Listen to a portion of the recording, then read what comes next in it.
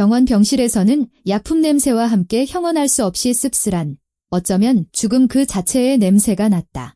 이서연은 침대 옆 딱딱한 의자에 앉아 아버지를 바라보고 있었다. 한때 국내 최대 규모의 제조회사를 이끌던 막강한 경영자, 박진우 회장은 이제 새하얀 이불 아래에서 한없이 작아 보였다. 그의 얼굴은 수척해졌고 피부는 밀랍처럼 변했으며 한때 협상 테이블에서 파트너들을 떨게 만들었던 그 눈빛은 이제 말할 수 없는 다정함으로 딸을 향하고 있었다. 창밖으로는 5월의 하루가 저물고 있었다. 석양이 병실 벽에 소심한 빗줄기를 드리웠지만 그 아름다움은 잔인한 조롱처럼 느껴졌다. 서연이 세상에서 가장 사랑하는 사람의 생명이 꺼져가고 있는데 세상은 아무 일도 없다는 듯이 계속되고 있었다. 아빠 서연이 그의 차가운 손을 쥐며 나지막이 불렀다.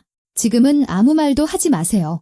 그냥 쉬세요. 박 회장은 힘없이 고개를 저었다. 그의 입술이 떨리더니 힘겹게 말을 쥐어짰다. 딸아, 해야 할 말이 있단다. 시간이 얼마 없어. 서연은 심장이 고통스럽게 쥐어짜이는 것을 느꼈다. 이 순간이 올 줄은 알았지만 그럼에도 준비가 되어 있지 않았다. 아버지는 어머니 외에 진정으로 자신을 사랑해준 유일한 사람이었다. 서연의 어머니는 서연이 8살 때 아버지와 이혼하며 딸에게 자신의 성씨인 리 씨를 물려주었다. 이혼은 조용히 이루어졌다.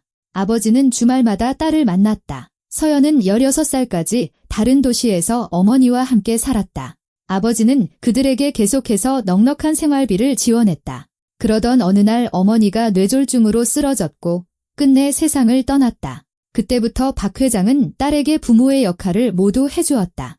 일이 그의 시간 거의 전부를 빼앗아갔지만 그는 노력했다. 매일 저녁 집에 돌아오면 딸의 방에 들러 잘 지내는지 묻고 꼭 안아주었다. 그 포옹이 서연에게는 세상의 전부였다. 듣고 있어요.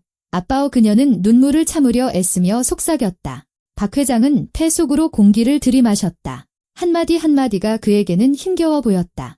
너는 내 모든 유산을 물려받게 될 거다.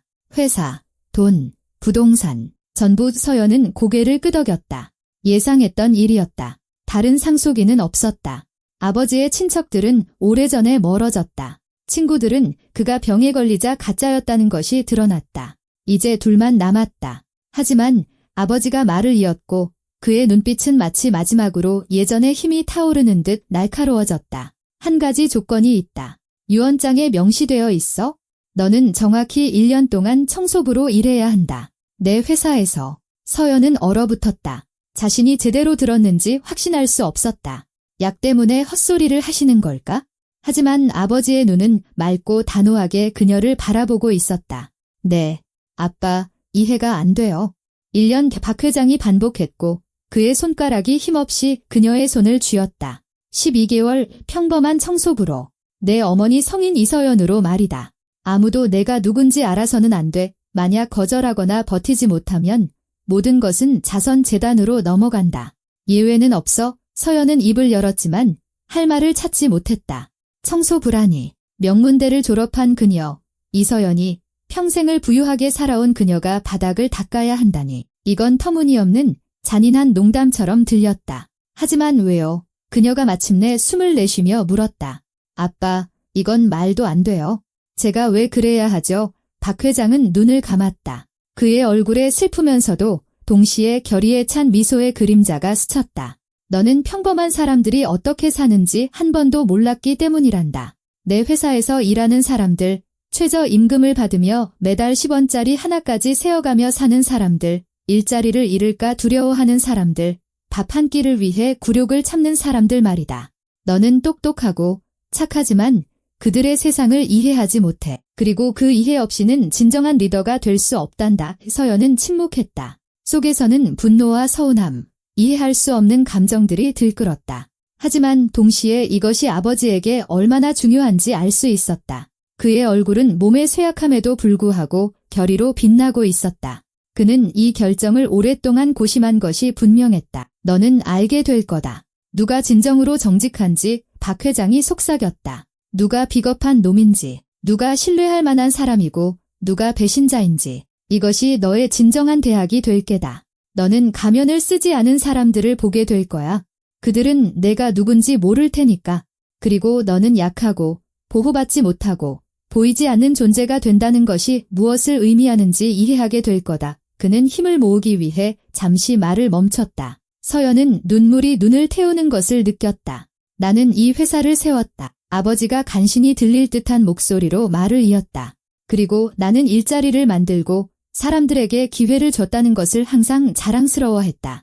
하지만 시간이 지나면서 나는 점점 멀어졌고 평범한 직원들을 보지 못하게 됐어. 그들이야말로 모든 것의 기초인데 말이다. 그들이 없으면 회사는 아무것도 아니야.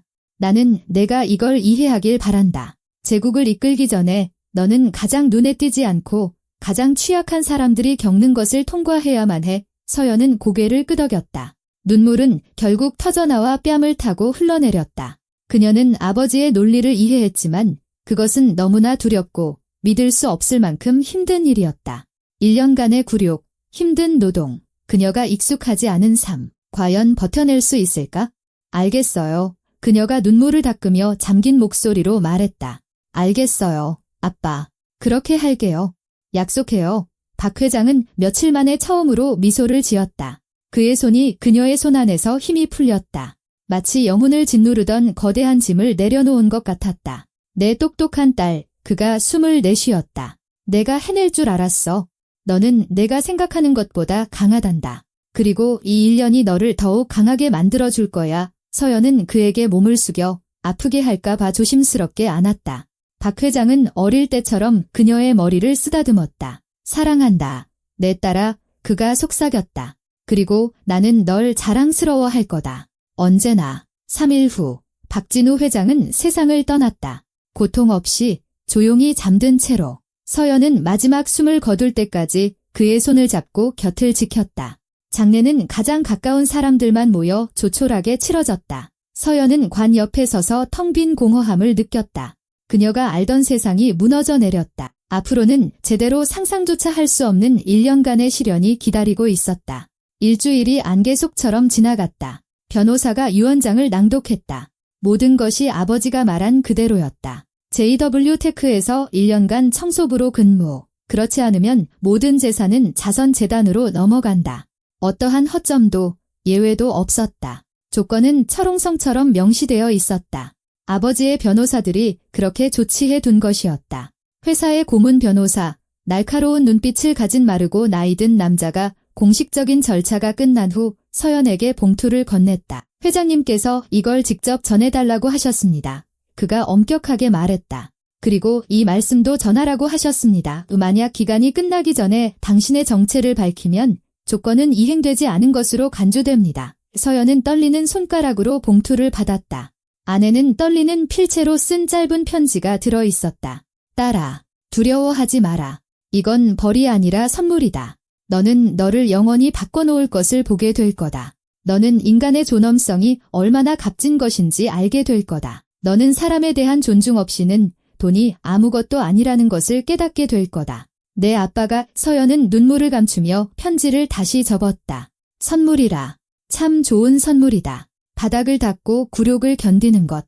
하지만 그녀는 약속했고 그것을 지킬 것이다. 무슨 일이 있더라도.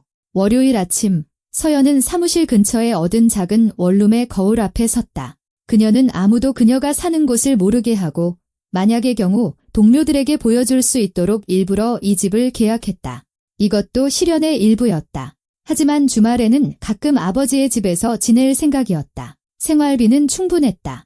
아버지가 미리 챙겨주었다. 그녀는 단순한 회색 옷을 입고 머리는 평범한 포니테일로 묶었으며 화장은 전혀 하지 않았다. 서연은 모든 장신구를 빼고 비싼 물건들을 숨겼다. 거울 속에서 그녀를 바라보는 여자는 낯설고 창백하고 두려워하며 길을 잃은 듯 보였다. 딱 1년이야. 서연은 스스로에게 말했다. 365일 나는 할 수 있어? 해내야만 해. JW테크는 공단 지역에 위치해 있었다. 콘크리트와 유리로 된 거대한 건물은 창고와 공장들로 둘러싸여 있었다. 그녀는 건물 옆 좁은 문, 작업복을 입은 노동자들과 기술직 직원들이 붐비는 직원 출입구를 통해 들어갔다. 아무도 그녀에게 신경 쓰지 않았다. 그녀는 그들 중 한 명, 보이지 않는 존재였다. 관리과장인 무심한 눈빛의 중년 여성은 그녀를 훑어보았다. 이서연 씨, 서류 주세요. 서연은 주민등록증과 관련 서류를 내밀었다.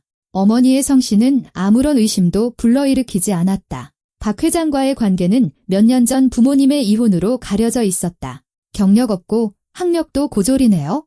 과장이 시큰둥한 표정으로 서류를 넘기며 물었다. 네, 서연이 조용히 대답했다. 그녀는 당연히 자신의 대학 졸업장을 내보일 생각이 없었다. 뭐, 됐어요. 박선자 씨가 가르쳐 줄 거예요. 청소반장이고 경험도 많으니까. 월급은 다른 신입들처럼 최저임금이고 한 달에 2번 지급돼요. 근무 시간은 주 6일, 오전 8시부터 오후 5시까지. 점심시간은 정확히 1시에 30분. 지각은 용납 못해요. 3번 지각하면 벌금. 무단결근은 해고. 알겠어요. 네, 간신히 들릴 듯 말 듯 서연이 대답했다. 좋아요. 1층 청소도구실로 가세요. 거기서 유니폼이랑 장비 받아요. 박선자 씨가 10분 후에 올 거예요. 서연은 고개를 끄덕이고 복도로 나섰다. 두려움, 불안감, 돌이킬 수 없는 무언가에 대한 예감이 하나의 무거운 감정으로 뒤섞였다. 그녀는 복도를 걸었다. 정장을 입은 직원들이 그녀를 알아채지 못한 채 지나쳐갔다. 그녀는 보이지 않는 존재였다. 그저 청소부, 풍경의 일부일 뿐이었다.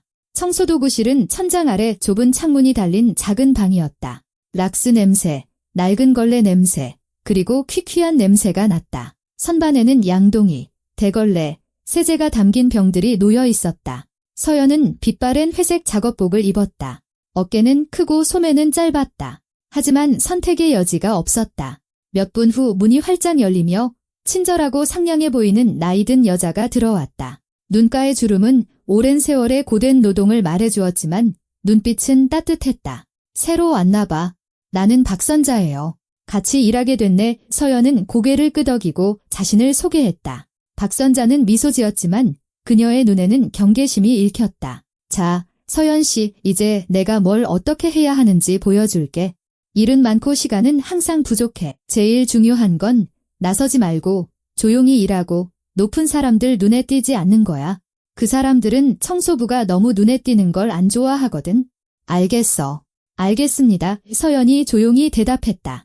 아직은 아무것도 이해하지 못했지만 박선자는 양동이를 들고 수도꼭지에서 물을 받아 세제를 넣고 서연에게 대걸레를 건넸다. 2층 복도부터 시작하자. 거긴 사무실이 많아서 사람들이 많이 다녀. 10시까지는 반짝반짝해야 해. 가자. 그들은 청소도구실을 나섰고 서연은 두려움과 예감의 속이 오그라드는 것을 느꼈다. 시작되었다. 1년간의 시련. 그녀를 영원히 바꿔놓을 1년이 첫 1시간은 안개 속에서 지나갔다. 서연은 바닥을 박박 닦았고 리놀륨 바닥을 따라 대걸레를 부지런히 움직였으며 창틀에 먼지를 닦고 쓰레기통에 쓰레기를 모았다. 손은 금방 지쳤다. 그녀는 육체 노동을 해본 적이 없었다. 계속해서 몸을 숙이는 탓에 등이 쑤시기 시작했다. 하지만 최악은 다른 것이었다. 시선들. 직원들은 마치 그녀가 존재하지 않는 것처럼 그녀를 통과해 바라보았다. 누군가는 어차피 치울 것을 알기에 쓰레기통 옆에 쓰레기를 버렸다. 누군가는 지나가면서 어깨를 치고도 사과 한마디 하지 않았다. 비싼 정장을 입은 한 남자는 회의에 서두르다 그녀의 발을 밟고도 돌아보지 않았다. 서연은 이를 악물고 계속 일했다. 이건 일시적인 거야. 그녀는 속으로 되뇌었다. 딱 1년이야. 버틸 수 있어? 점심때가 되자 기운이 다 빠졌다. 서연은 노동자들과 기술직 직원들이 식사하는 긴 테이블이 놓인 거대한 구내식당으로 들어갔다. 이곳에는 위층의 고위 관리자들을 위한 식당처럼 에어컨이나 편안한 의자가 없었다. 값싼 음식 냄새와 땀 냄새가 진동했다. 서연은 초라하지만 먹을 만한 국과 밥이 담긴 식판을 들었다. 계산을 하고 혼자 있고 싶어 맨 구석 자리로 갔다. 그때 2 여자가 들어왔다. 그들은 그녀를 보지 못한 채 자리에 앉았다. 한 명은 밝게 칠한 입술과 거만한 표정의 젊은 여자였다. 명찰에는 강미영, 사무관리라고 적혀 있었다. 다른 한 명은 날카로운 눈빛과 비꼬는 듯한 미소를 지닌 나이든 여자였다. 윤지혜, 물류팀 비서였다. 들었어요. 새로 온 청소부 왔다면서요. 강미영이 차를 저으며 물었다. 응, 윤지혜가 샌드위치를 한 입 빼어 물며 대답했다. 아침에 봤어. 젊고 예쁘장하더만. 뭐, 최 부장이 금방 손보겠지. 서연은 숟가락을 입에 문 채로 얼어붙었다. 설마요. 강미영이 피식 웃었다. 청소부들은 다 그 사람 거쳐가잖아요. 무슨 통과 의례처럼 그들은 역겹고 악의적인 웃음을 터뜨렸다. 입만 다물고 있으면 돼. 윤지혜가 덧붙였다. 안 그래도 골치 아픈 일 많은데? 조용히 자기 일이나 하게 둬야지. 맞아요. 지난번 청소부는 성희롱이라고 막 권리 주장하다가 무단결근으로 찍혀서 금방 잘렸잖아요. 그럼 여기선 자기 자리를 알아야지. 그들은 식사를 마치고 일어나 서연 쪽은 쳐다보지도 않고 가버렸다. 그녀는 마치 벼락이라도 맞은 듯 앉아 있었다. 최태식, 창고관리부장. 그녀는 그 이름을 들어본 적이 있었다. 아버지가 가끔 대화 중에 그를 언급하며 부하 직원들에게 거칠다고 불평했었다. 하지만 손본다는 게 무슨 뜻이며 왜 그들은 마치 그것이 정상인 것처럼 아무렇지 않게 이야기하는 걸까? 서연은 숟가락을 식판에 내려놓았다. 식욕이 완전히 사라졌다. 속에서는 분노, 충격, 두려움이 들끓었다. 그녀는 생전 처음으로 자신이 사람이 아니라 물건, 대상으로 여겨지는 상황에 부닥쳤다. 사용하고 버릴 수 있는 무언가로. 이게 아빠가 제게 보여주고 싶었던 거군요. 그녀는 씁쓸하게 생각했다. 점심 식사 후 박선자는 서연에게 창고 하역 작업 후 청소를 하라고 보냈다. 서연은 대걸레와 양동이를 들고 창고가 있는 별관으로 향했다.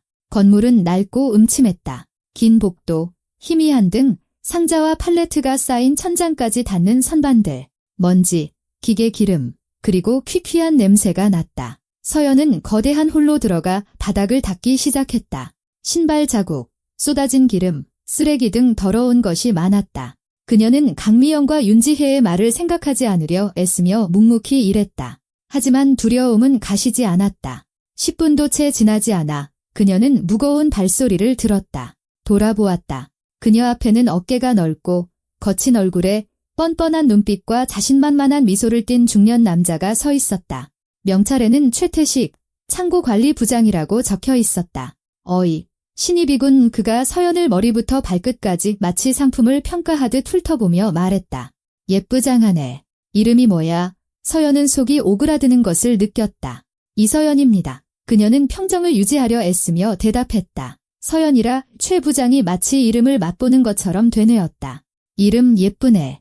이봐, 서연씨, 내가 설명해 줄 게 좀 있는데. 여긴 우리만의 룰이 있거든. 무슨 말인지 알겠어? 서연은 대걸레 자루를 꽉 쥐고 침묵했다. 속이 차갑게 식었다. 그녀는 지금 식당에서 여자들이 말했던 바로 그 일이 벌어지리라는 것을 직감했다. 너는 여기서 일하고 최 부장이 한 걸음 다가서며 말을 이었다. 나는 이 창고 책임자야. 그러니까 너는 내 밑에 있는 거고 뭐랄까 좀 부드럽게 말해서 나한테 유용해야 한다는 거지? 일이 편하길 바랄 거 아니야? 문제없이 말이지. 그는 그녀의 어깨에 손을 대려는 듯 팔을 뻗었다. 서연은 획 몸을 피했다. 일해야 합니다. 그녀는 목소리가 떨리지 않도록 애쓰며 말했다. 일한다고. 최 부장이 피식 웃었고 그의 눈에 불쾌한 빛이 번득였다. 아가씨, 여기가 어떻게 돌아가는지 모르는구나. 여기선 각자 자기 자리를 알아? 그리고 내 자리는 내가 정하는 곳이야. 똑똑하게 굴면 모든 게 순조로울 거야. 보너스도 받고 편한 일만 하게 될 거고. 근데 만약 튕기면? 그는 어깨를 으쓱했다. 뭐, 알겠지. 그는 한 걸음 더 다가왔다. 서연은 등이 선반에 닿는 것을 느꼈다. 물러설 곳이 없었다. 최 부장은 거대한 몸으로 그녀 앞을 가로막고 위압적으로 서 있었다. 그에게서 담배 냄새가 났다. 서연은 진정한 공포를 느꼈다. 바로 그 순간 그녀는 아버지가 절대적으로 옳았다는 것을 깨달았다. 그녀는 보호막도, 돈도, 영향력도 없는 사람들이 어떻게 사는지 전혀 몰랐다. 그녀는 무력했다. 그녀의 말은 아무런 힘이 없었다. 그녀는 아무것도 아니었다. 최 부장이 막 그녀의 얼굴로 손을 뻗었을 때 명료하고 차분한 목소리가 들렸다. 최 부장님, 그분에게서 떨어지시죠. 최 부장은 얼어붙었고 고개를 돌렸다. 창고 문가에 30대쯤 되어 보이는 키가 크고 마른 남자가 서 있었다. 그는 평범한 회색 셔츠와 낡은 청바지를 입고 있었다. 얼굴은 평온했지만 눈에는 단호함이 서려 있었다. 명찰에는 김민준, 엔지니어라고 적혀 있었다. 김민준 씨, 최 부장이 짜증을 감추지 않고 내뱉었다. 여기서 뭐 하는 거야? 창고에 공구를 두고 가서요. 민준이 차분한 목소리로 대답했다. 그리고 우연히 부장님께서 신입 직원에게 접근하는 걸 봤습니다. 접근하는 거 아니야? 최 부장이 쏘아붙였다. 그냥 업무 규칙을 설명해주는 중이었어. 업무 규칙에 신체 접촉은 포함되지 않는 걸로 압니다. 김인준이 차분하게 지적하며 다가섰다. 그분에게서 떨어져 주시죠. 최 부장은 이를 갈았다. 그는 누군가 자신에게 반대하는 것에 익숙하지 않은 듯 했지만 민준은 시선을 피하지 않고 차분하고 자신감 있게 서 있었다. 두 남자 사이에 무거운 침묵이 흘렀다. 아직 여기가 어떻게 돌아가는지 잘 모르시는 것 같군요. 민준이 좀 더 부드럽게 덧붙였다. 팀에 적응할 시간을 주세요. 익숙해질 시간을요. 그러고 나서 혹시 문제가 있다면 정상적인 분위기에서 논의할 수 있겠죠. 최 부장은 콧방귀를 뀌었지만 한 걸음 물러섰다. 서연은 다시 숨을 쉴 수 있게 된 것을 느꼈다. 알았어. 김민준 씨, 최 부장이 비웃으며 던졌다. 내가 그렇게 감싸고 도는 걸 보니 너도 눈독 들이고 있나 보네. 그래. 하지만 기억해둬. 여기선 내가 왕이야. 그리고 저 아가씨, 내가 계속 지켜볼 테니. 조만간 말이야. 그는 돌아서서 육중한 걸음으로 걸어가며 문을 쾅 닫고 나갔다. 창고 안의 침묵은 귀가 먹먹할 정도였다. 서연은 선반에 기댄 채 무릎이 떨리는 것을 느꼈다. 긴장이 풀리자 손에서 힘이 빠져 대걸레가 바닥으로 쿵 하고 떨어졌다. 민준이 몸을 숙여 그것을 주어 서연에게 건넸다. 괜찮으세요? 그가 조용히 물었다. 서연은 한마디도 할 수 없는 채 고개를 끄덕였다. 차오르는 눈물에 목이 메었다. 이게 항상 이런가요? 그녀가 마침내 쥐어짰다. 민준은 한숨을 쉬며 눈을 내리깔았다. 안타깝게도 최 부장은 청소부들을 자기 개인 영역이라고 생각해요. 신입들에게는 다 접근하죠. 대부분은 일자리를 잃을까 봐 참아요. 참지 않는 사람들은 해고할 방법을 찾아내죠. 하지도 않은 무단결근, 일부러 만드는 비품이나 재고 부족, 잊지도 않은 고객 불만 같은 거요. 최 부장은 윗선에 연줄이 있거든요. 서연은 속에서 분노가 끓어오르는 것을 느꼈다. 이것이 바로 아버지가 세운 회사의 진짜 얼굴이었다. 아름다운 보고서와 수익 수치 뒤에 숨겨진 것은 바로 이것이었다. 굴욕, 두려움, 무력감. 고맙습니다. 그녀가 민준의 눈을 바라보며 말했다. 도와주셔서 고맙습니다. 민준은 멋쩍게 어깨를 으쓱했다. 그냥 사람으로서 당연한 도리입니다. 더 도와드리지 못해 죄송하네요. 전 그저 엔지니어일 뿐이라 영향력이 없어서요. 오늘 그 누구보다도 더 큰 도움을 주셨어요. 서연이 조용히 대답했다.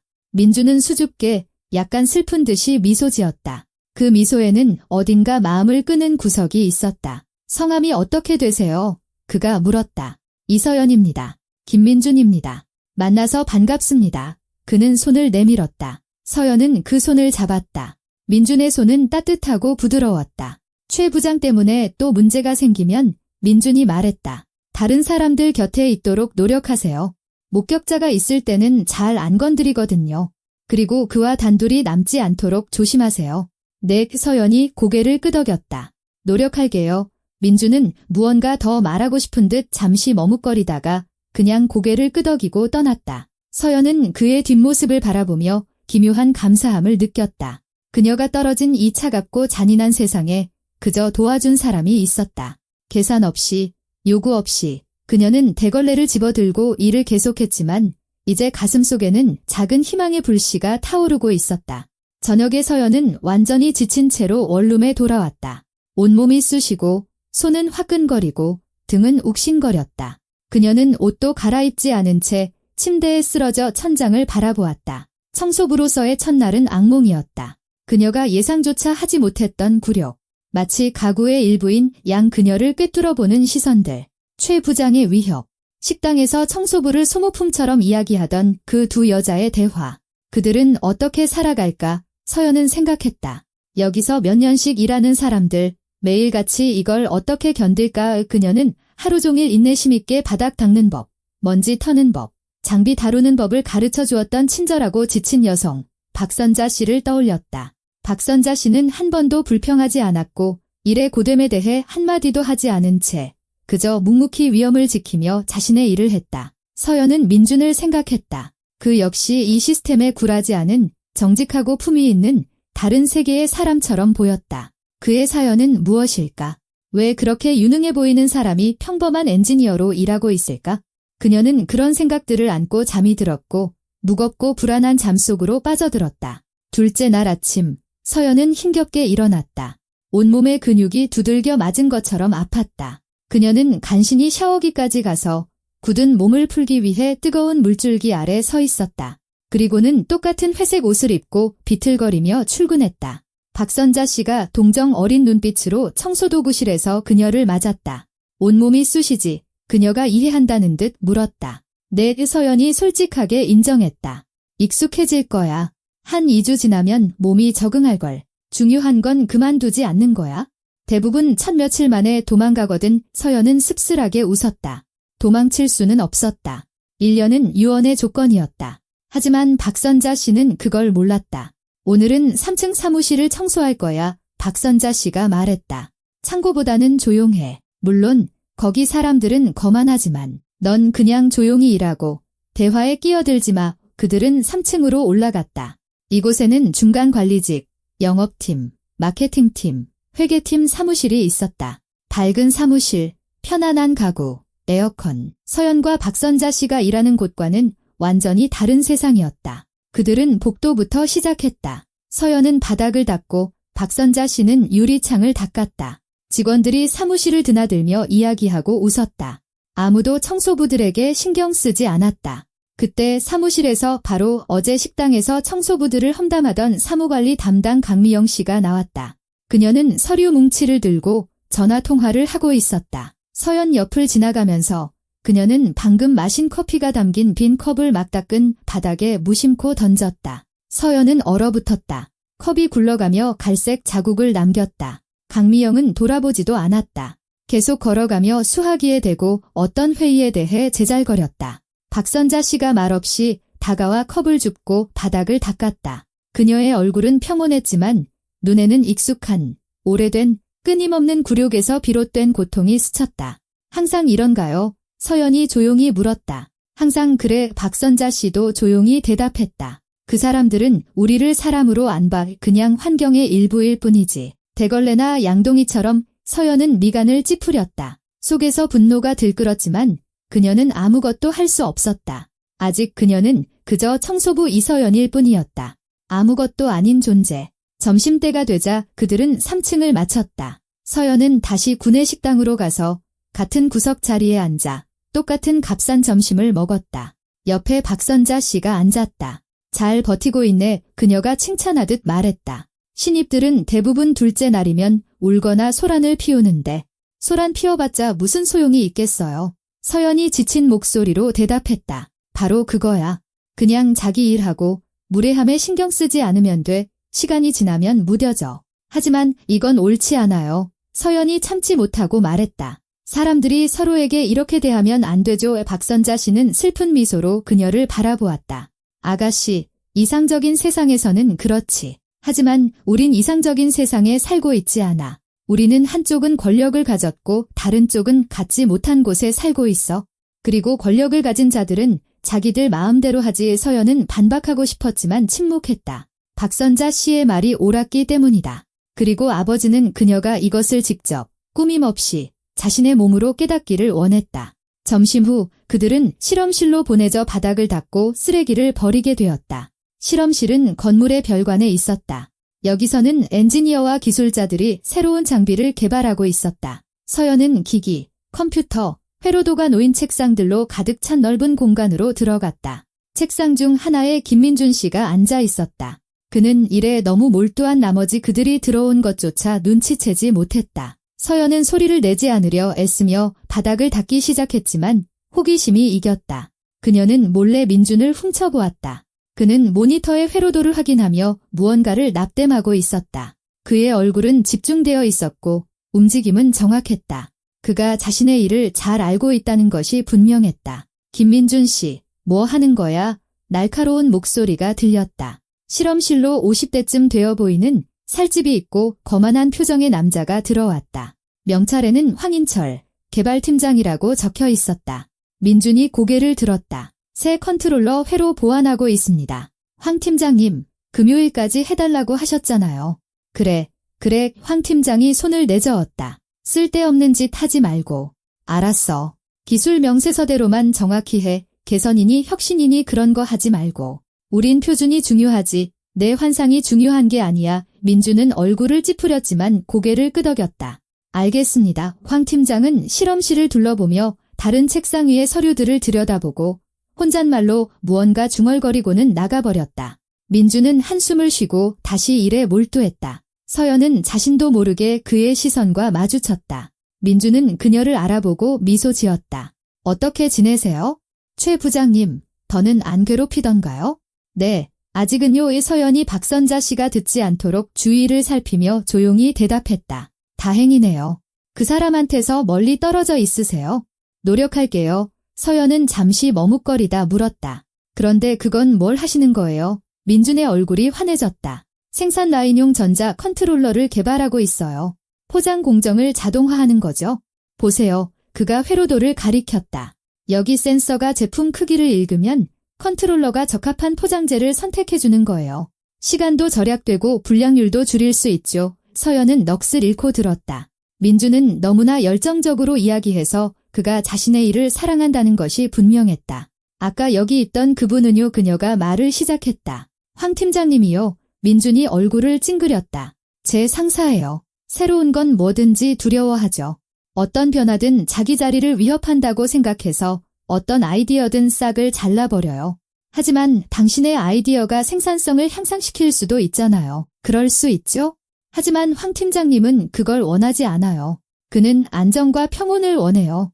은퇴할 때까지 의자에 앉아 월급 받는 거요. 서연은 고개를 저었다. 아버지가 몰랐던 회사의 또 다른 문제였다. 재능 있는 사람들이 경쟁을 두려워하는 무능한 상사들에게 억눌려 있었다. 민준 씨, 왜 다른 회사로 가지 않으세요? 그녀가 물었다. 그 정도 실력이면 더 좋은 곳을 찾을 수 있을 텐데요. 민준의 얼굴이 어두워졌다. 어머니가 편찮으세요? 계속 돌봐드려야 해서요. 이 도시를 떠날 수도 없고 직장을 걸고 모험을 할 수도 없어요.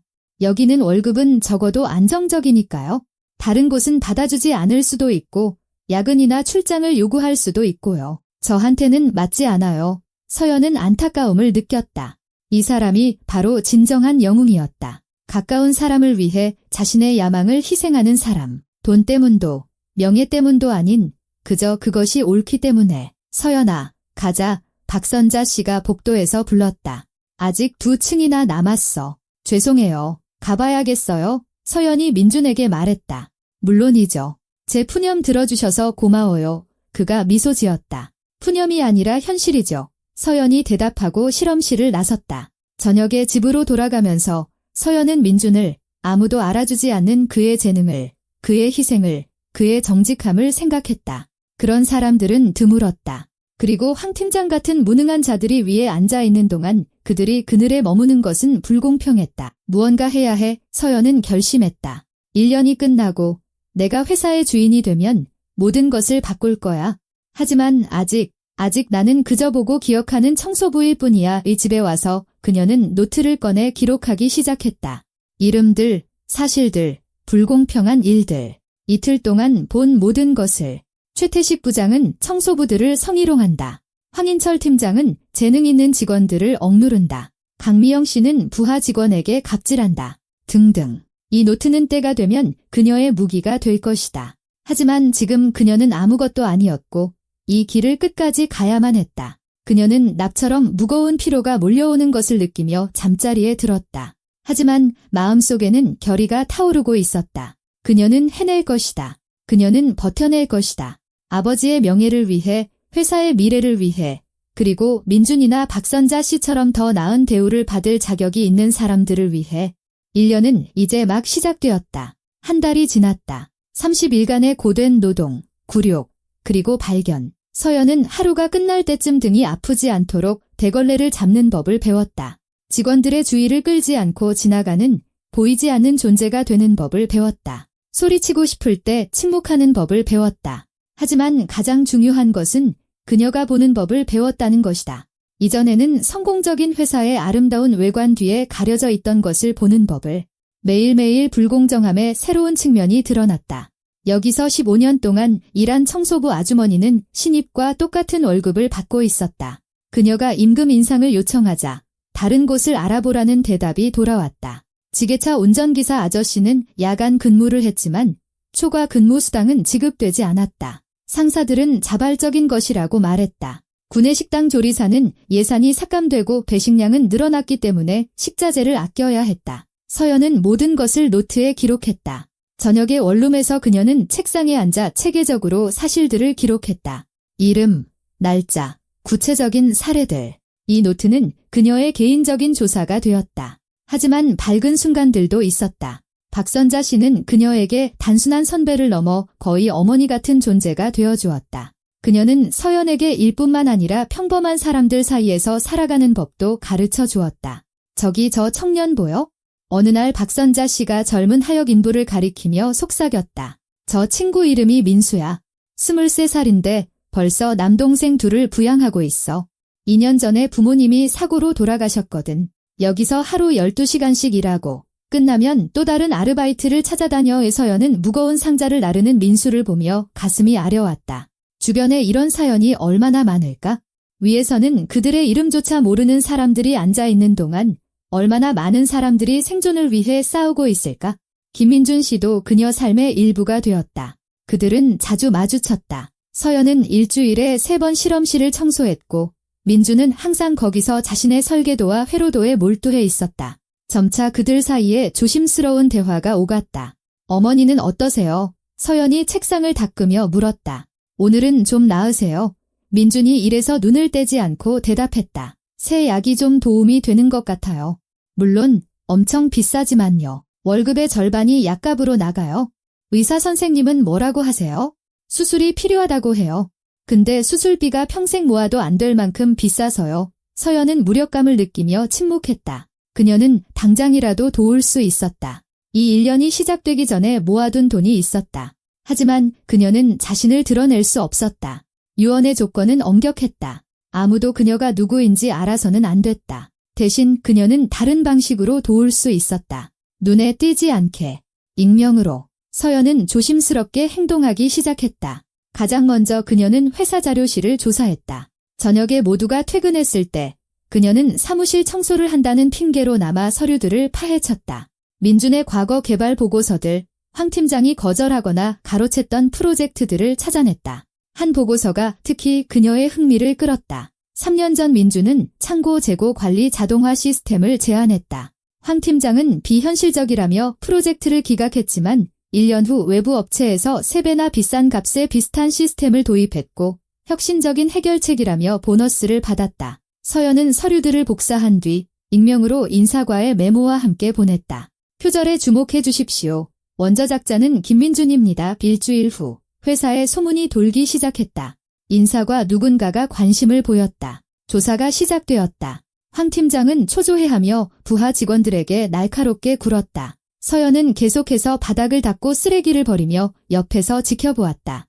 보이지 않는 청소부가 이 일의 배후에 있다는 것을 아무도 의심하지 않았다. 다음 단계는 작업실이었다. 서연은 지하에 예전에 장비 수리에 사용되었지만 지금은 비어있는 낡은 공간이 있다는 것을 알게 되었다. 그녀는 놀라울 정도로 친절한 관리부장과 이야기했다. 부장님, 그녀가 말했다. 저 혹시 지하 작업실을 저녁에 청소해도 될까요? 부업이 필요한데 거기가 많이 더러워서요. 관리부장은 어깨를 으쓱했다. 그래, 마음대로 해. 어차피 비어있는 공간이니까. 열쇠는 나한테서 받아가고 출입 기록만 잘 남긴 서연은 작업실 출입 권한을 얻었다. 저녁에 본업이 끝나면 그녀는 그곳으로 내려가 청소했다. 그리고 문을 잠그지 않은 채 엔지니어들 사이에 작업실이 개인 프로젝트를 위해 개방되었다는 소문을 퍼뜨렸다.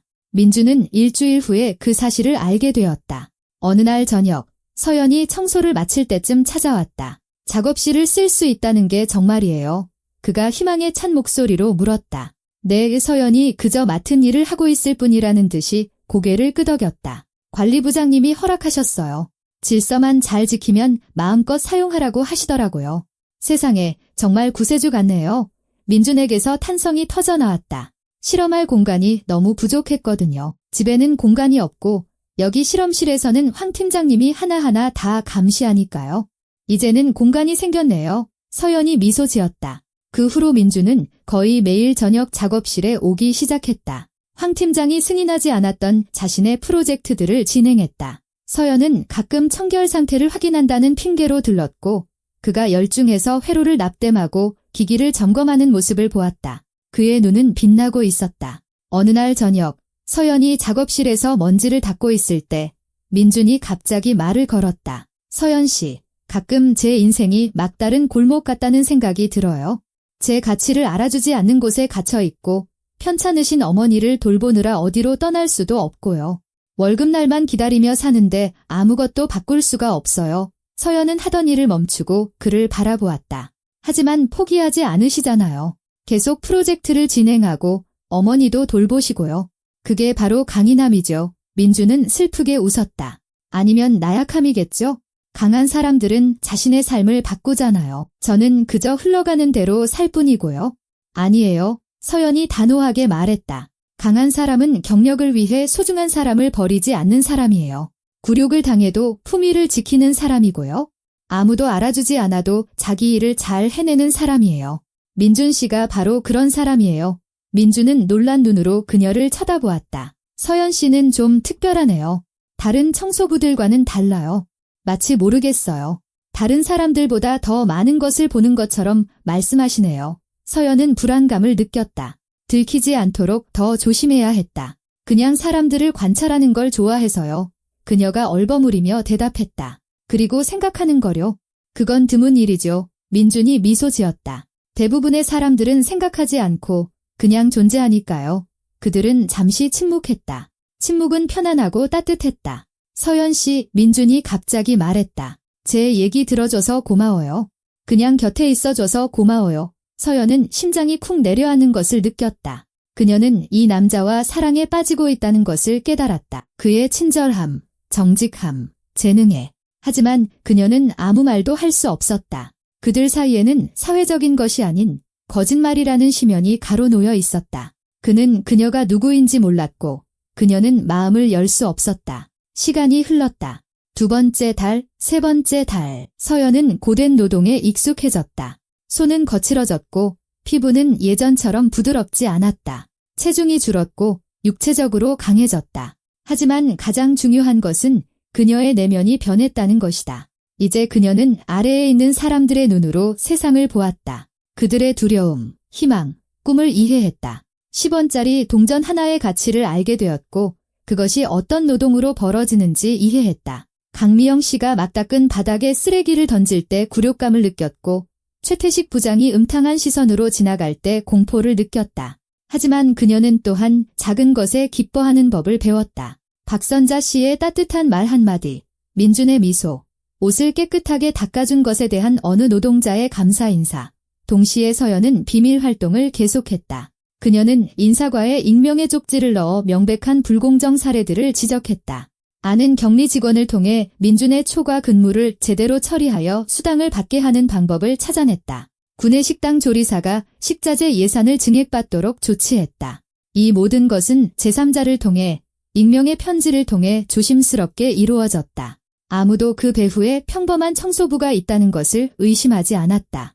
민준은 변하기 시작했다. 작업실에서 진행한 그의 프로젝트들이 주목받기 시작했다. 한 젊은 엔지니어가 그의 개발품을 보고 황 팀장을 거치지 않고 상부에 보고했다. 프로젝트는 승인되었고 심지어 도입되기 시작했다. 민준에게는 보너스가 지급되었다. 서연이 이 사실을 알았을 때 그녀의 마음은 기쁨으로 가득 찼다. 그녀는 옳은 일을 했다. 자신을 드러내지 않고 좋은 사람을 도왔다. 어느 날 식당에서 민준이 점심을 먹고 있는 그녀 옆에 앉았다. 보통 직원들은 청소부들과 같이 앉지 않았지만 민준은 달랐다. 서연 씨, 좋은 소식이 있어요. 그가 흥분해서 말했다. 제 프로젝트가 승인돼서 생산에 도입될 거래요. 그리고 월급도 올랐어요. 정말 잘 됐네요. 서연이 진심으로 기뻐하며 말했다. 축하해요. 이제 대출을 받아서 어머니 수술비를 낼 수 있게 됐어요. 의사 선생님 말씀으로는 회복될 가능성이 충분하대요. 서연은 안도감을 느꼈다. 이것이 바로 진짜 행복, 인간적인 행복이었다. 또 다른 비싼 물건을 사는 것에서 오는 것이 아니라 소중한 사람의 생명을 구할 수 있는 가능성에서 오는 행복. 정말 기뻐요. 민준이 말을 이었다. 포기하지 않고 온갖 어려움에도 불구하고 계속 일했다는 게요. 있잖아요. 제게 수호천사가 생긴 것 같아요. 최근 몇 달간 운 좋은 우연이 너무 많았어요. 마치 누군가 보이지 않게 도와주는 것처럼요. 서연은 미소를 감추며 눈을 내리깔았다. 그냥 운명일지도 모르죠. 그럴 수도 있죠. 민준이 동의했다. 하지만 저는 세상에 보답을 바라지 않고 돕는 착한 사람들이 있다고 믿어요. 그는 그녀를 따뜻하게 바라보았고 서연은 속이 뒤집히는 것을 느꼈다. 이 남자. 그는 날이 갈수록 만날수록 그녀에게 더욱 소중해지고 있었다. 하지만 그녀는 아무 말도 할 수 없었다. 아직은 아니었다. 1년이 지나기 전까지는 네 번째 달이 끝날 무렵 회사에 변화가 생기기 시작했다. 익명의 제보로 시작된 감사는 수많은 비리를 밝혀냈다. 황 팀장은 강등되었다. 그가 실제로 다른 사람의 아이디어를 가로챘다는 사실이 드러났다. 강미영 씨는 부하 직원에게 갑질한 것으로 보너스를 박탈당했다. 누군가 그녀의 말을 녹음해 경영진에 제출했다. 최태식 부장은 아직 자리를 지키고 있었다. 그는 더 교활하고 조심스러웠다. 하지만 서연은 그의 차례도 올 것이라는 것을 알았다. 그녀는 그에 대한 자료를 모으고 있었다. 그가 성희롱했던 청소부들의 증언, 그가 다른 사람에게 뒤집어 씌웠던 창고 분실물 기록들. 이 모든 것이 그녀의 노트에 기록되었기를 기다리고 있었다. 어느 날 저녁, 서연은 작업실에 늦게까지 남아 있었다. 민준도 거기서 새로운 프로젝트를 마무리하고 있었다. 지하 공간의 정적 속에 둘만 남았다. 서연 씨, 민준이 갑자기 일에서 손을 떼고 말했다. 개인적인 질문 하나 해도 될까요? 네, 물론이죠. 그녀는 불안감을 느끼며 대답했다. 왜 청소부로 일하세요?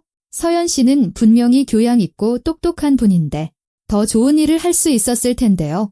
서연은 얼어붙었다. 당연한 질문이었다. 그녀 자신도 다른 청소부들 사이에서 튀어 보인다는 것을 알고 있었다. 인생이 그렇게 됐어요. 그녀가 얼버무리며 대답했다. 가끔은 하고 싶은 일이 아니라 해야만 하는 일을 해야 할 때가 있잖아요. 하지만 불행해 보이지는 않아요. 오히려 생각이 깊어 보여요. 마치 어떤 목적을 가지고 여기에 있는 것처럼요. 서연은 쓴웃음을 지었다. 제 목적이 그냥 살아남는 것일 수도 있죠. 아니에요. 민준이 고개를 저었다. 뭔가 다른 게 있어요.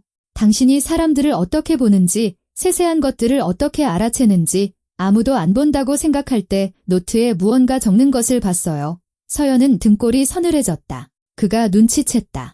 더 조심해야 했다. 그냥 관찰하는 걸 좋아해서요. 그녀가 힘없이 말했다. 민준이 다가와 그녀의 눈을 들여다보았다. 서연 씨, 사람마다 각자의 사정이 있겠죠. 당신의 이야기를 해달라고 조르지는 않을게요. 하지만 이것만은 알아주세요. 당신이 여기 있어서 기뻐요. 우리가 알게 되어서 기쁘다고요. 당신은 특별해요. 서연은 심장이 더 빨리 뛰는 것을 느꼈다. 진실을 말하고 싶고 마음을 열고 자신이 누구인지 고백하고 싶었다. 하지만 그럴 수 없었다. 아직 8개월이나 남았다. 거짓말 속에서 보내야 할 8개월. 고마워요. 민준 씨, 그녀가 속삭였다. 민준 씨도 특별해요. 제가 아는 가장 정직한 사람이에요. 민준은 미소 지으며 손을 뻗어 조심스럽게 그녀의 어깨를 만졌다. 그럼 우리 친구해요?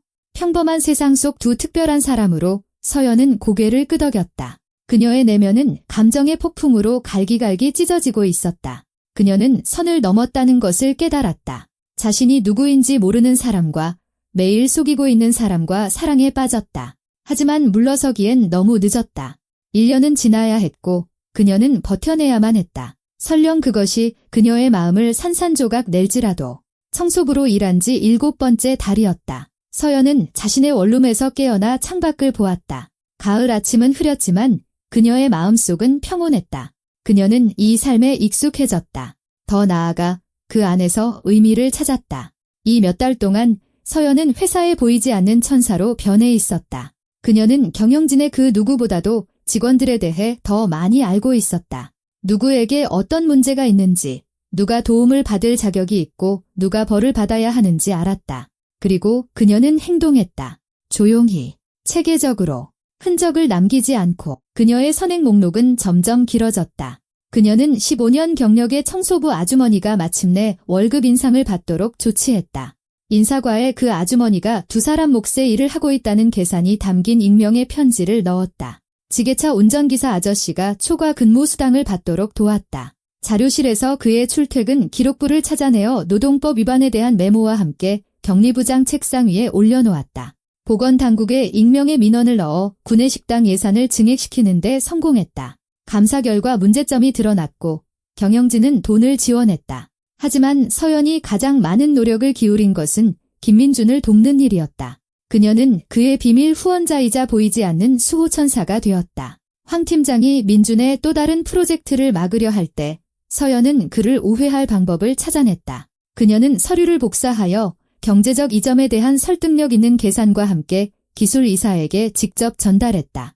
그녀는 민준의 유망한 개발 프로젝트에 대해 관련 부서에 익명으로 정보를 제공했다. 그녀는 심지어 그의 작업에 대한 기사가 사내 신문에 실리도록 조치했다. 민준은 전문가로서 성장했다. 그는 주목받기 시작했고 회의에 초대받았으며 조언을 구하고 복잡한 과제를 맡게 되었다. 월급은 반년 만에 2번이나 올랐고 서연은 계속해서 바닥을 닦고 쓰레기를 버리며 옆에서 지켜보았다. 이 모든 변화의 배후에 초라한 청소부가 있다는 것을 아무도 의심하지 않았다. 7번째 달 중순에 중요한 사건이 일어났다. 민준이 어머니의 수술비를 지불했다. 서연은 그가 일주일간의 휴가 후 직장에 복귀했을 때 그 사실을 알게 되었다. 그의 얼굴은 행복으로 빛나고 있었다. 서연 씨, 그가 복도에서 그녀를 불렀다. 아주 좋은 소식이 있어요. 어머니 수술이 성공적으로 끝났어요. 의사 선생님 말씀으로는 회복하실 거래요. 서연은 걸음을 멈추고 그를 위해 기쁨을 느꼈다. 정말 잘 됐네요. 민준 씨와 어머님을 생각하니 저도 정말 기뻐요. 있잖아요. 그가 흥분해서 말을 이었다. 계속 생각하고 있어요. 어떻게 제게 이런 행운이 계속 찾아오는지. 월급 인상, 프로젝트 인정, 수술비 마련까지. 마치 하늘에서 누가 도와주는 것 같아요. 서연은 미소를 감추며 눈을 내리깔았다. 민준 씨가 노력해서 얻은 결과일 뿐이겠죠. 그럴 수도 있지만 그래도 어딘가에 보이지 않게 도와주는 착한 사람이 있는 것 같아요. 그는 그녀를 따뜻하게 바라보았다. 예를 들면 서연 씨요. 항상 시간 내서 들어주고 지지해주잖아요. 그게 정말 큰 힘이 돼요. 서연의 가슴이 뭉클했다. 그가 진실에 얼마나 가까이 다가갔는지 안다면? 그저 민준 씨가 행복해서 저도 기쁠 뿐이에요. 그녀가 조용히 대답했다. 민준은 무언가 더 말하고 싶은 듯 잠시 머뭇거리다가 그냥 미소 짓고 지나갔다. 서연은 그의 뒷모습을 보며 복잡한 감정을 느꼈다. 그를 위한 기쁨, 마음을 열 수 없는 슬픔, 그리고 숨겨야만 하는 강렬하고 모든 것을 삼켜버릴 듯한 사랑. 7번째 달이 끝날 무렵 서연은 최태식 부장을 처리하기로 결심했다. 그는 너무 오랫동안 처벌받지 않았다. 그의 성희롱은 계속되었다. 다행히 첫 사건 이후 그는 서연을 피했지만 다른 여성들은 운이 좋지 않았다. 최근에 아주 어린 신입 청소부가 들어왔다. 최 부장은 첫날부터 그녀에게 손을 뻗쳤다. 서연은 그 신입사원이 창고에서 눈물을 글썽이며 나오는 것을 보았다. 조심스럽게 그녀에게 물었다. 그녀는 처음에는 침묵하다가 이내 터뜨렸다. 그 사람이 제가 동의하지 않으면 해고될 거라고 했어요. 저는 일자리를 잃을 수 없어요. 저희 엄마가 장애인이시거든요. 서연은 그녀를 안아주고 위로한 뒤 결심했다. 이제 그만. 최 부장은 대가를 치러야 했다. 그녀는 증거를 수집하기 시작했다. 최 부장에게 피해를 입은 다른 청소부들과 이야기하고 그들의 증언을 기록했다. 창고 구석 선반 아래에 몰래 녹음기를 설치했다. 최 부장이 여성들을 노골적으로 협박하는 몇몇 대화를 녹음했다. 그리고 그녀는 모든 것을 방대한 파일로 정리했다. 5명의 여성의 증언, 음성 녹음 파일, 날짜, 시간, 구체적인 사실들. 거기에 최 부장이 부하 직원들에게 뒤집어 쓰였던 창고의 이상한 손실 처리 서류들도 추가했다. 그 파일은 회사 대표이사의 책상 위에 놓였다. 돌아가신 박진우 회장의 후임으로 임시로 사업을 관리하던 사람이었다. 익명이었지만 흠잡을 데 없이 근거가 명확했다. 일주일 후 최태식 부장은 해고되었다. 공식적인 사유는 지속적인 근무 규율 위반 및 직권 남용이었다. 심지어 횡령에 대한 조사까지 시작되었다. 그 소식이 회사 전체에 퍼졌을 때 서연은 청소부들의 얼굴에 떠오른 안도감을 보았다. 신입사원이 청소도구실에서 그녀에게 다가와 안아주었다. 누가 그 사람을 신고했는지는 모르겠지만 이건 기적이에요. 진짜 기적이라고요. 서연은 아무 말 없이 고개만 끄덕였다. 그녀는 그저 우연히 곁에 있었던 청소부일 뿐이었다. 8번째, 다른 새로운 시련을 가져왔다. 황 팀장은 강등에도 불구하고 잠잠해지지 않았다. 그는 자신의 불행의 원인이 민준이라고 생각하며 그에게 원한을 품었고 복수하기로 결심했다. 어느 날 아침, 민준은 대표이사에게 호출되었다. 서연은 비서들의 대화를 엿들은 박선자 씨에게서 그 사실을 알게 되었다. 그녀의 심장이 덜컥 내려앉았다. 무슨 일이 생긴 것이다. 점심때쯤 되자 회사에 소문이 퍼졌다. 민준이 지적재산권 절도 혐의로 기소되었다는 것이었다. 그가 팀에서 작업하던 개발도면을 훔쳐 경쟁사에 팔려 했다는 혐의였다. 서연은 등골이 서늘해졌다. 거짓말이었다. 명백한 거짓말. 그리고 그녀는 그 배후에 누가 있는지 알았다. 황 팀장. 복수였다. 그녀는 정보를 찾아 헤맸다. 황 팀장이 민준에게 조작된 이메일과 경쟁사와의 가짜 계약서를 심어놓았다는 사실이 밝혀졌다. 모든 것이 설득력 있어 보였다. 민준에게는 해고와 법적 소송, 어쩌면 형사처벌까지 위협이 닥쳤다. 서연은 그것을 용납할 수 없었다. 그녀는 신속하게 행동해야만 했다. 저녁에 그녀는 황 팀장의 사무실에 잠입했다. 그녀는 오래전부터 청소 일정을 파악하고 있었다. 그곳에 아무도 없을 시간을 알았고 그의 컴퓨터를 열었다. 비밀번호는 한 달 전 사무실을 청소할 때 이미 엿보아 두었다. 황 팀장이 친구와 민준을 함정에 빠뜨릴 계획을 논의하는 대화 내용을 찾아냈다. 모든 것을 USB에 복사한 뒤 그녀는 서버실로 올라갔다. 그곳도 그녀의 청소 구역이었다. 로그 기록에서 민준의 이름으로 보내진 메일이 황 팀장의 컴퓨터에서 발송되었고 IP 주소가 조작되었다는 증거를 찾아냈다. 그녀는 이 모든 것을 새로운 파일로 정리했다. 이번에는 대표이사가 아니라 법무팀에 김민준 씨 사건 관련 자료라는 메모와 함께 전달했다. 혐의의 출처를 확인하십시오. 이틀 동안 그녀는 불안에 타들어가며 기다렸다. 민준은 침울하고 의기소침하게 다녔다. 어느 날 복도에서 그를 만났다.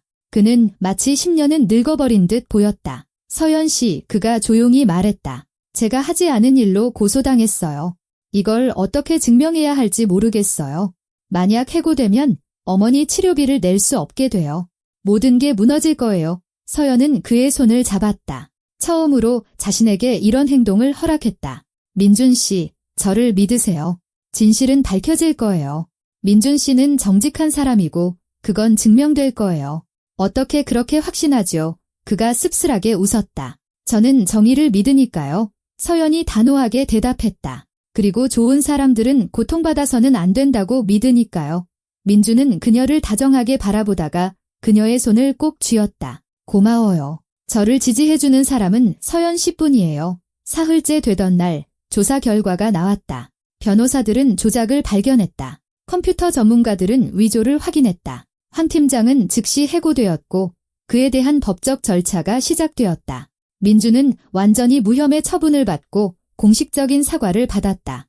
더 나아가 그는 황 팀장 대신 개발팀장으로 임명되었다. 서연이 이 소식을 들었을 때 그녀는 청소도구실에 틀어박혀 울었다. 안도감과 기쁨, 그리고 벅차오르는 감정 때문에 그녀는 그를 구했다. 그녀가 사랑하는 사람을 구했다. 9번째 다른 변화의 시간이었다. 민준은 새로운 직책에서 부서를 바꾸기 시작했다. 그는 재능 있는 엔지니어들의 월급 인상을 이끌어냈고 새로운 프로젝트를 도입했으며 건강한 분위기를 조성했다. 그는 존경받고 인정받았다. 서연은 계속해서 청소부로 일했지만 이제는 자신의 노력의 결실을 볼 수 있었다. 회사는 느리지만 확실하게 변하고 있었다. 불의는 처벌받고 정직은 보상받았다. 그녀는 점점 더 자주 민준을 바라보는 자신을 발견했다. 그는 더 자신감 있고 더 행복해졌다. 새로운 정장도 생겼다. 이제 월급이 그것을 가능하게 했다. 어머니는 회복 중이었다. 삶은 안정되고 있었고 그는 점점 더 서연과의 교류를 찾았다. 이제 그들은 거의 매일 같이 점심을 먹었다. 1, 3. 꿈에 대해 모든 것을 이야기했다. 민준은 생산성 향상을 위한 자신의 계획을 이야기했고 서연은 들으며 조언을 해주었다. 때때로 그는 그녀의 통찰력에 놀랐다. 청소부가 아니라 꼭 경영자처럼 말씀하시네요. 그가 어느 날 말했다. 서연은 그저 미소 지었다. 어쩌면 전생의 경영자였을지도 모르죠. 있잖아요. 민준이 생각에 잠겨 말했다. 정말 수수께끼 같은 분이에요. 하지만 저는 그게 좋아요. 인상을 남기려고 애쓰지도 않고 연기하지도 않잖아요. 그냥 진실된 모습 그대로예요. 그 말은 서연의 가슴을 아프게 찔렀다. 진실된 모습. 그녀는 9개월 동안 거짓 속에서 살고 있었다. 자신이 누구인지 숨기고 사랑하는 사람을 속이고 있었다. 민준 씨, 그녀가 조용히 말했다. 솔직히 말해주세요. 만약 민준 씨가 아는 사람이 사실은 전혀 다른 사람이었다는 걸 알게 되면 용서할 수 있을 것 같아요. 민준은 생각에 잠겼다. 이유에 따라 다르겠죠? 만약 이기적인 마음이나 비열함 때문에 속였다면 아니요. 용서 못할 거예요. 하지만 그럴 만한 이유가 있었고 거짓말에도 불구하고 좋은 사람으로 남아있었다면 아마도요. 결국 중요한 건 말이 아니라 행동이니까요. 서연은 그의 말을 하나하나 기억하며 고개를 끄덕였다. 그녀는 때가 되면 그가 이 말을 기억해 주기를 바랐다. 10번째 달은 평온했다. 서연은 이중생활을 계속했다. 낮에는 묵묵히 자기 일을 하는 청소부, 밤에는 사람들의 운명을 바꾸는 수호천사. 그녀는 젊은 하역 인부 민수가 승진하도록 도왔다. 그는 조장이 되었다. 월급은 2배로 올랐다. 박선자 씨가 올해의 우수사원으로 선정되고 상여금을 받도록 조치했다. 공장 작업 환경 개선을 이뤄냈다. 새로운 환기 시스템, 편안한 작업복. 회사는 더 좋아지고 있었고 그 배후에 조용하고 눈에 띄지 않는 청소부가 있다는 것을 아무도 몰랐다. 민준과의 관계는 점점 더 따뜻해졌다. 그들은 이제 가끔 이야기하는 동료가 아니라 친구였다.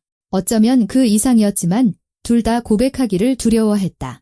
어느 날 저녁 둘만 회사에 늦게까지 남아 있었을 때 민주는 프로젝트를 마무리하고 있었고 서연은 청소하고 있었다. 그가 갑자기 물었다. 서연 씨, 만나는 사람 있어요? 남자친구요. 그녀는 얼어붙었다. 아니요. 왜요? 그냥 신기해서요. 그렇게 똑똑하고 착하고 아름다운 분이 혼자라는 게요. 서연은 뺨이 붉어지는 것을 느꼈다. 아직 제가 원하는 사람을 못 만났을 수도 있죠. 아니면 만났는데 고백할 용기가 없는 건 아닐까요? 민준이 조용히 물었다. 서연은 그를 올려다보았다. 그는 진지하고 주에 깊게 바라보고 있었다. 그리고 그의 시선에는 그녀가 느끼는 것과 똑같은 것이 담겨 있었다. 민준 씨, 그녀가 속삭였다. 저는 하지만 말을 끝마칠 수 없었다. 복도에서 발소리가 들렸다. 그들은 재빨리 서로에게서 떨어졌다. 순간은 놓쳤지만 서연은 알았다. 아주 곧 1년이 끝날 것이고 그때가 되면 모든 것을 말할 수 있을 것이다. 만약 그가 그녀의 거짓말을 용서해준다면 11번째 달은 쏜살같이 지나갔다. 서연은 결말이 다가오는 것을 느꼈다. 앞으로 30일, 그러면 1년이 끝난다. 가면을 벗고 자기 자신이 될 수 있는 순간까지 30일. 그녀는 모든 비밀 임무를 마쳤다. 불공정함의 목록은 모두 처리되었다. 좋은 사람들은 마땅한 인정을 받았고 나쁜 사람들은 처벌을 받았다. 회사는 완전히 달라졌고 아버지도 자랑스러워했을 것이다. 11번째 달 마지막 날, 민주는 퇴근 후 서연에게 산책을 제안했다. 그들은 저녁 도시를 걸으며 인생에 대해 이야기했다. 그러다 갑자기 민준이 멈춰서서 그녀를 향해 돌아섰다. 서연 씨, 고백할 게 있어요. 저는 서연 씨를 사랑해요. 어떻게 이렇게 됐는지는 모르겠지만 이 몇 달 동안 당신은 제게 가장 소중한 사람이 되었어요. 서연의 심장이 멎었다. 알아요. 그가 말을 이었다. 우리는 처지가 다르죠. 저는 팀장이고 당신은 청소부고요. 하지만 저는 상관없어요. 제게 당신은 그냥 이서연이에요. 멋지고 놀랍고 유일무이한 사람이요. 서연의 눈에 눈물이 고였다. 민준 씨, 저도요. 저도 당신을 사랑해요. 하지만 당신이 알아야 할 게 있어요. 내일 모든 걸 다 이야기할게요. 제발 하루만 더 기다려줘요. 민주는 고개를 끄덕이고 그녀를 안아주었다. 그 포옹 속에서 서연은 행복과 동시에 두려움을 느꼈다. 내일 모든 것이 변할 것이다. 내일 그는 진실을 알게 될 것이다. 12번째 달의 마지막 날은 맑은 봄 아침에 찾아왔다. 서연은 무거운 마음으로 잠에서 깼다. 오늘 모든 것이 끝난다. 1년간의 시련이 끝을 맺었다. 오늘 그녀는 가면을 벗고 자기 자신이 될 것이다. 그녀는 평소처럼 회색 청소복을 입었다. 마지막으로 거울 속 자신을 바라보았다. 거울 속의 그 여자는 1년 전 이 길을 시작했던 그 이서연이 전혀 아니었다. 그녀는 더 강해졌고 더 현명해졌으며 더 인간다워졌다. 그녀는 노동의 가치, 존엄성, 정직함을 알게 되었다. 가면을 벗은 사람들을 보는 법을 배웠다. 출근길에 서연은 지난 1년을 회상했다. 첫날, 창고에서 최 부장이 그녀에게 접근했을 때 민준이 구해준 일, 보이지 않는 존재가 되는 법을 가르쳐준 박선자 씨와의 대화들, 손이 아프고 등이 쑤셨던 수많은 청소 시간들. 하지만 가장 중요한 것은 사람들을 돕고 그들의 감사와 행복을 보고 세상을 조금이라도 더 나은 곳으로 만들고 있다는 것을 깨달았던 그 순간들이었다. 회사에서 박선자 씨가 그녀를 맞았다. 마지막 날이지? 응. 그녀가 슬픈 미소로 물었다. 1년 금방 가네. 서연은 놀라 그녀를 쳐다보았다. 어떻게 아셨어요? 박선자 씨가 웃었다. 애기야, 내가 입사할 때 내 근로계약서 봤어. 계약 기간이 딱 1년이더군. 특이한 조건이었지? 게다가 넌 이 일 하기엔 너무 똑똑하잖아. 뭔가 사정이 있다는 걸 바로 알았지? 하지만 캐묻진 않았어. 사람마다 비밀은 있는 법이니까. 서연은 선배 청소부를 안아주었다. 고맙습니다, 아주머니. 모든 것에 대해서요? 어떤 대학보다도 더 많은 것을 가르쳐 주셨어요. 가거라, 얘야. 박선자 씨가 속삭였다. 가서 내가 하려고 왔던 일을 하렴. 오전 10시. 서연은 대표이사실로 향했다. 비서가 그녀를 막으려 했다. 어디 가세요? 대표님 회의 중이신데요. 대표님께 이서연이 뵙자고 전해주세요. 박진우 회장님 따님이요. 비서의 얼굴이 길어졌다. 그녀는 수화기를 들고 재빨리 보고했다. 1분 후 사무실 문이 활짝 열렸다. 대표이사 강석규 씨, 아버지의 오랜 친구이자 파트너였던 그가 문과에 서서 놀란 얼굴을 하고 있었다. 서연 양, 정말 자네인가? 네, 강 이사님. 1년이 지났습니다. 유언의 조건이 이행되었습니다. 그녀가 서류를 내밀자 이사는 믿을 수 없다는 듯 그것을 읽었다. 변호사에게서 비밀 상속인이 1년 후에 권리를 행사할 거라고 듣긴 했지만 그게 자네일 줄은 상상도 못했네. 그는 그녀를 사무실 안으로 안내했다. 회의 테이블에는 몇몇 최고 경영진이 앉아 있었다. 모두가 대표이사실로 들어온 청소부를 뚫어지게 쳐다보았다. 여러분, 강 이사가 말했다. 소개하겠습니다. 이분은 이서연 씨, 박진우 회장님의 따님이자 이제 이 회사의 완전한 소유주이십니다. 침묵이 흘렀다. 이내 질문과 불신, 충격이 터져나왔다. 서연은 손을 들어 조용히 하라는 신호를 보냈다. 여러분의 놀라움을 이해합니다. 1년 전 아버지의 유언에 따라 저는 이 회사에서 어머니의 성을 쓰며 익명으로 청소부로 일해야 했습니다. 저는 그 조건을 이행했고 이제 경영권을 인수할 준비가 되었습니다. 하지만 왜요? 한 임원이 물었다. 왜 그런 이상한 조건을? 제가 회사를 밑바닥부터 보기 위해서였습니다. 서연이 차분하게 대답했다. 평범한 직원들이 어떻게 사는지 이해하기 위해서요. 정직한 사람과 비열한 사람을 구별하는 법을 배우기 위해서였습니다. 제 아버지는 현명한 분이셨습니다. 그는 이 경험 없이는 제가 훌륭한 리더가 될 수 없다는 것을 아셨죠. 회의는 2시간 동안 계속되었다. 형식적인 절차, 권한 이양, 계획에 대해 논의했다. 서연은 듣고 질문에 답하며 회사의 모든 프로세스에 대한 지식을 보여주었다. 임원들은 점차 존경심을 갖게 되었다. 이 젊은 여성은 그들 중 많은 사람들보다 회사에 대해 더 많이 알고 있었다. 점심때쯤 모든 것이 결정되었다. 내일 전 직원회의가 열릴 것이고 거기서 서연은 새로운 소유주로서 공식적으로 소개될 것이다. 회의 후 서연은 민준을 찾아 나섰다. 실험실에서 그를 찾았다. 그는 일에 몰두해 있어 그녀가 나타난 것조차 눈치채지 못했다. 민준 씨, 그녀가 조용히 불렀다. 그가 고개를 들고 미소 지었다. 서연 씨, 당신 생각하고 있었어요. 제게 하려던 이야기가 뭔지. 저 좀 따라오세요. 그녀가 말했다. 보여드릴 게 있어요. 그들은 건물 밖으로 나와 근처 작은 공원 벤치에 앉았다. 따뜻한 봄날이었다. 새들이 노래하고 햇살이 밝게 비쳤다. 민준 씨, 서연이 그의 손을 잡으며 말을 시작했다. 고백할 게 있어요. 저는 제가 보여줬던 그런 사람이 아니에요. 그가 미간을 찌푸렸다. 무슨 뜻이에요? 제 이름은 이서연이에요. 그건 사실이에요. 하지만 지는 저희 어머니 성이에요. 아버지 쪽으로는 저는 박 씨예요. 박진우 회장님이 제 아버지셨어요. 민준의 얼굴이 창백해졌다. 뭐라고요? 회사 창립자의 따님이라고요? 네, 1년 전 아버지가 돌아가셨어요.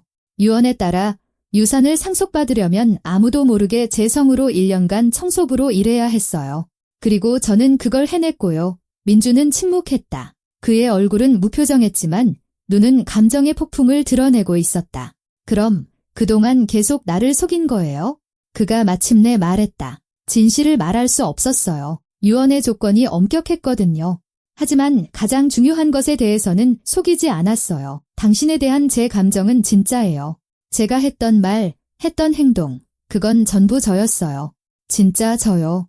진짜라고요. 민준이 씁쓸하게 웃었다. 당신은 자신이 누군지 숨겼잖아요. 연기했고요. 저는 청소부 이서연과 사랑에 빠졌는데 알고 보니 재벌 상속녀였네요. 아니에요. 서연이 그의 손을 더 꽉 잡으며 외쳤다. 당신은 저와 사랑에 빠진 거예요. 바닥을 닦고 창문을 닫고 굴욕을 견뎠던 저요.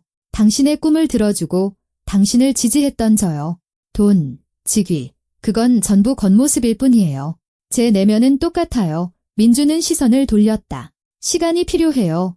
그가 조용히 말했다. 모든 걸 정리할 시간이요. 서연은 가슴이 찢어지는 것을 느끼며 고개를 끄덕였다. 이해해요. 하지만 이것만은 알아주세요. 저는 당신을 사랑해요. 당신이라는 사람, 정직하고 착하고 재능 있는 그 사람을요. 그리고 이 사랑은 직위나 돈에 좌우되지 않아요. 그녀는 일어나 그를 벤치에 남겨두고 떠났다. 뺨을 타고 눈물이 흘렀지만 닦지 않았다. 그녀는 1년 내내 이 순간을 두려워했고 이제 그 순간이 닥쳤다. 다음 날 회사 대강당에 모든 직원이 모였다. 노동자, 엔지니어, 관리자, 청소부 모두 웅성거리는 소리가 가득했고 사람들은 서로를 쳐다보며 의아해했다. 왜 모두를 모았을까? 서연은 단정한 정장을 입고 무대 뒤에 서 있었다. 머리는 정돈되었고 가벼운 화장을 했다. 그녀는 경영자처럼 보였지만 내면은 1년 전 청소부 역할로 회사에 들어왔던 그 이서연 그대로였다. 강석규 이사가 무대에 올라 마이크를 잡았다. 존경하는 동료 여러분, 오늘은 특별한 날입니다. 여러분께 우리 회사의 새로운 소유주를 소개하고자 합니다. 고 박진우 회장님의 유언에 따라 그의 모든 재산과 사업은 그의 따님에게 상속됩니다. 이서연 회장님은 환영해 주십시오. 서연은 박수 소리를 받으며 걸어 나왔다. 강당이 웅성거렸다. 누군가는 박수를 쳤고 누군가는 속삭였으며 누군가는 놀란 눈으로 바라보았다. 그녀는 마이크를 잡고 강당을 둘러보았다. 눈물 어린 미소를 짓고 있는 박선자 씨를 발견했다. 무표정한 얼굴로 옆에 서 있는 민준도 보았다. 안녕하십니까? 서연이 차분하게 말을 시작했다. 제 이름은 이서연입니다. 하지만 여러분 중 많은 분들에게 저는 그저 청소부 서연이었습니다. 저는 1년 동안 여기서 일했습니다. 바닥을 닦고 쓰레기를 버리고 먼지를 털었습니다. 제 아버지의 유언 조건에 따라서요. 강당에 침묵이 흘렀다. 왜냐고요? 서연이 말을 이었다. 제 아버지는 제가 회사를 밑바닥에 있는 사람들의 눈으로 보길 원하셨기 때문입니다. 평범한 직원들이 어떻게 사는지 이해하길 바라셨습니다. 그리고 저는 보았습니다. 불공정, 굴욕, 두려움을 보았지만 정직함, 존엄성, 영웅적인 모습도 보았습니다. 그녀는 잠시 말을 멈추고 강당을 바라보았다. 저는 아무도 주목하지 않지만 그들이 없으면 회사가 돌아가지 않을 청소부들을 보았습니다. 가족을 부양하기 위해 푼돈을 벌며 힘들게 일하는 노동자들을 보았습니다. 무능한 상사들에게 재능을 억눌린 엔지니어들을 보았습니다. 그리고 저는 이것을 바꾸기로 결심했습니다. 박수 소리가 강당을 가로질렀다. 지난 1년 동안 저는 여러분 중 몇몇 분들을 익명으로 도왔습니다. 누군가는 승진을, 누군가는 공정한 임금을, 누군가는 폭군 같은 상사에게서 벗어날 수 있도록 도왔습니다. 저는 그늘에 있었습니다. 그리고 이제 제가 경영자가 되었으니 이 일을 계속할 것입니다. 하지만 이제는 공개적으로요와 그녀는 무대 가장자리로 다가갔다. 박선자 씨, 이리로 올라와 주시겠어요? 어리둥절한 박선자 씨가 무대로 올라왔다. 서연은 그녀를 안아주었다. 이분은 제게 사람이 되는 법을 가르쳐 주셨습니다. 존엄성은 직위에 달려있지 않다는 것을 보여주셨습니다. 오늘부터 박선자 씨는 합당한 대우와 함께 관리부장으로 임명됩니다. 강당은 박수 소리로 터져나갔다. 박선자 씨는 울고 있었다. 서연은 몇몇 이름을 더 불렀다. 정직하게 일했지만 그늘에 머물렀던 사람들. 그들 모두는 임금이 인상되고 새로운 직책을 받았다. 그리고 그녀의 목소리는 단호해졌다. 하지만 저는 비열함, 성희롱, 횡령, 부하 직원에 대한 굴욕도 보았습니다. 최태식 부장은 이미 해고되었습니다. 황인철 팀장도 마찬가지입니다. 강미영 씨도요. 그 목록은 계속될 것입니다. 이 회사에는 더 이상 사람을 소모품으로 여기는 자들을 위한 자리는 없을 것입니다. 강당은 얼어붙었다. 누군가는 창백해졌고 누군가는 안도의 시선으로 바라보았다. 우리는 임금 체계를 바꿀 것입니다. 서연이 말을 이었다. 근속 연수와 업무 성과에 대한 공정한 수당을 도입할 것입니다. 근무 환경을 개선할 것입니다. 연줄이 아닌 능력이 중요한 투명한 승진 시스템을 만들 것입니다. 박수 소리는 점점 더 커졌다. 그리고 마지막으로 서연이 민준을 똑바로 바라보며 말했다. 진정한 품위가 무엇인지 보여준 한 사람에게 감사하고 싶습니다. 김민준 씨, 저는 당신에 대해 모든 것을 압니다. 편찮으신 어머니를 어떻게 돌봤는지, 밤낮으로 어떻게 일했는지, 첫날 최 부장의 희롱에서 저를 어떻게 구해줬는지, 당신은 단순한 감사를 받을 자격이 없습니다. 당신은 최고를 받을 자격이 있습니다. 그녀는 무대에서 내려와 그에게 다가갔다. 강당은 숨을 죽였다. 민준 씨, 제가 당신을 속였다는 걸 알아요. 제가 누구인지 숨겼죠. 하지만 다른 모든 것은 진실이었어요. 당신에 대한 제 존경, 제 지지, 제 사랑. 저는 당신이 제게 보여줬던 그 사람, 평범하고 정직하고 착한 그 사람을 사랑했어요. 그리고 제가 곁에 있고 싶은 것은 제가 회사의 소유주라서가 아니라 당신, 김민준이라는 사람이 유일무이하기 때문이에요. 민준은 침묵했다. 모두가 숨을 죽이고 그를 바라보았다. 언젠가 당신이 말했죠. 서연이 말을 이었다. 중요한 건 말이 아니라 행동이라고요. 저는 행동으로 제가 누구인지 증명했습니다. 1년 동안 저는 청소부였고 굴욕을 견뎠으며 사람들을 도왔습니다. 이 모든 것이 진짜 저였습니다. 돈과 직위는 그저 상황일 뿐이에요. 민준이 한 걸음 앞으로 나섰다. 그의 눈이 빛나고 있었다. 화가 났었어요. 그가 조용히 말했다. 당신이 진실을 숨긴 것에 화가 났어요. 하지만 당신 말이 맞아요. 중요한 건 당신이 내면에서 어떤 사람이냐는 거죠.